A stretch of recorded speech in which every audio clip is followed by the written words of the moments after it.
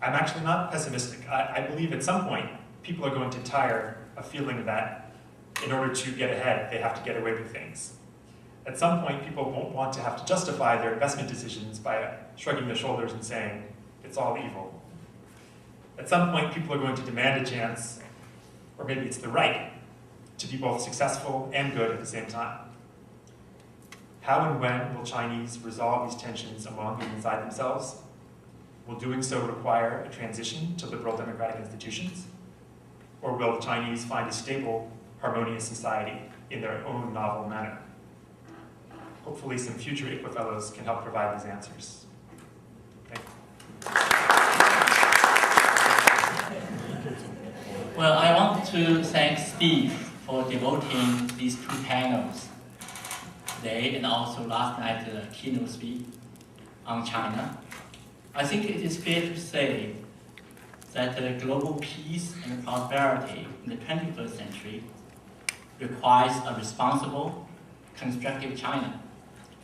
Now, in virtually every important area of world affairs today, ranging from North Korea to Pakistan, from energy security to environment protection, from climate change to public health, from anti-terrorism to peaceful use of outer space, China is playing or will play a very crucial role.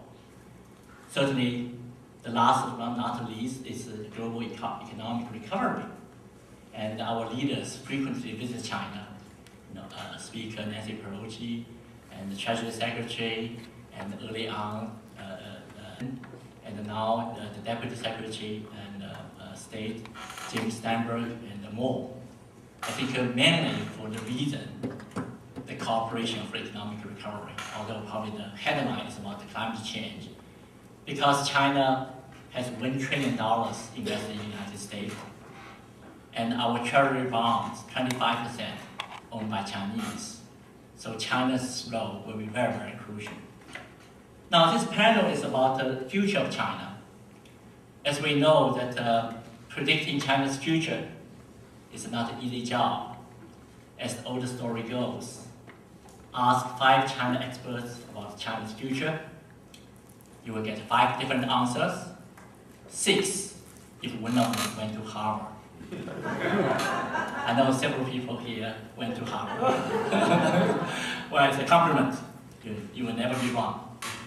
Now, as it comes to China, I think the American China study communities score very, very poorly when we talk about China's future or predicting China's future. Just give you a few examples. A few years ago, when we talk about China's accession to WTO, World Trade Organization, the general feeling in this country, particularly among economists, is the belief that Chinese state-owned enterprises will be in big trouble, especially China's commercial bank. Now, this is understandable 10 years ago.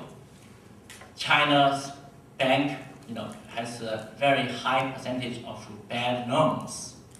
At that time, it was 40%. But this year, reduced to 2%.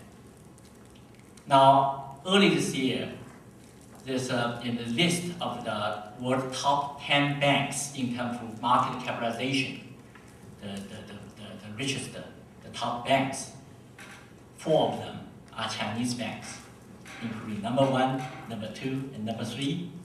I think number 3 is headed by your friend, Cheng. The number 4, of course, is HSBC. And some gigantic US banks, such as Citigroup and Bank of America, even could not make it to the list. Now, also that I was in Shanghai about a month ago, I visited the newly built port called Yangsan Port. It's in the Pudong area. This new bridge was built.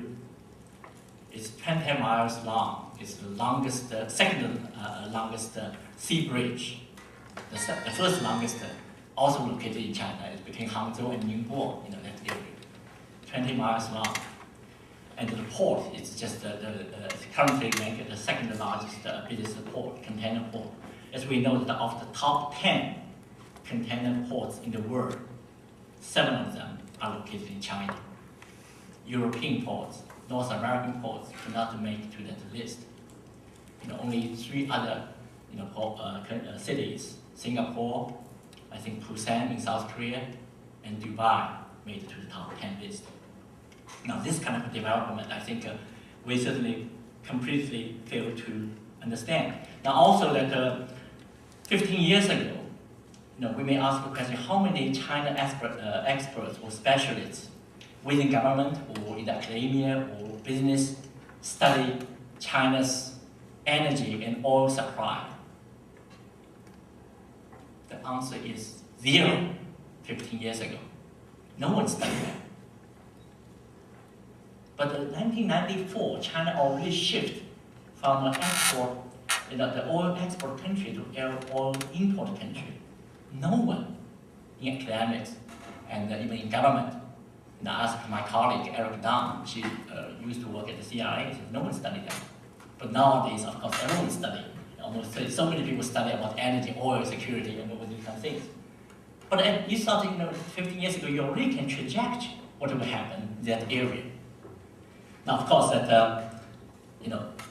the field is terrible, except the aircraft fellows, those institute fellows. I remember that we are really forward-looking. I remember that 1994, Peter visited me, and you told me the story, asked me whether you have seen the movie The Graduate, 1968 movie Graduate.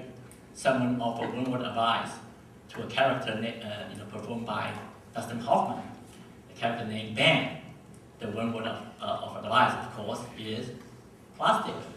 And then Peter immediately told me that today, probably one word advice for young people, particularly college graduates, probably is China. And I also remember Dr. Burnett in 1994. I think he was the first one. He said the U.S.-China relation is the single most important bilateral relationship for the next century. Now, certainly Secretary Clinton and also President Obama also use that term to refer to that important relationship. Now, also that 20 years ago in Tiananmen, many people in this country, including Speaker Pelosi, predict that China will collapse.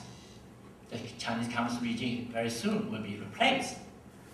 And talk about maybe prolonged chaos or all kind of problems. Certainly it did not happen. More recently, there's another prediction, a particular article by my friend Andrew Nathan at Columbia. It's the concept called resilient authoritarianism, arguing that China will not collapse. Probably the one-party rule, the communist, the regime, authoritarian regime, will really survive for many, many years or decades to come. But I also disagree with that view. I think if it's really resilient, you will change to something else, profoundly different from now. So that I think that we do need to predict China's future because it's very, very important. I think that China's future trajectory will probably depend on the interplay of the current political trends, new socio-economic forces, and the demographic factors we discussed. In each and every of these things, we have reliable information. And of course, like any other countries, a country's future trajectory can have multiple possibilities. And it will not necessarily follow a direct or linear path. Sometimes can become a nation. But I believe that the most likely scenario is not collapse, nor resilient authoritarianism, but rather a transition to political democracy. Now, my prediction is in the next 10 years, China will maintain political stability.